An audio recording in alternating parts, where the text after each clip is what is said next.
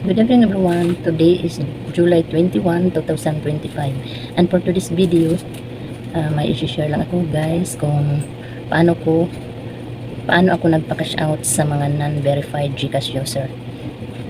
Pwede naman, marami namang option na kahit hindi verified yung GCash number mo tapos may laman, marami namang option na magamit pa rin. Pwede naman siyang i-load, pwede rin siyang ibili sa mga mall na may mga QR, pero sa alam ko hindi lahat makagamit sa makascan na non-verified GCash.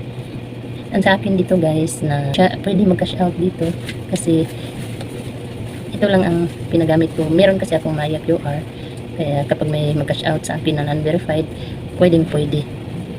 Kaso lang kapag non-verified GCash to Maya QR, may may deduct kaagad ng 5 tapos plus charge sa akin. Yun lang ang kaibahan. Pero wala namang problema kung about sa mag-cash out kasi dito lang yung i-scan.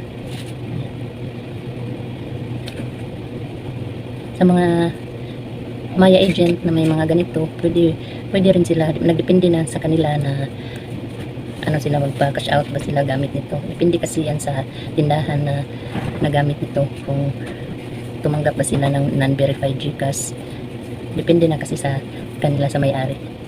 At hanggang dito na lang. Maraming salamat sa panonood, sa walang sawang pagsuporta sa aking channel. Thank you so much guys. See you on my next video. Bye bye.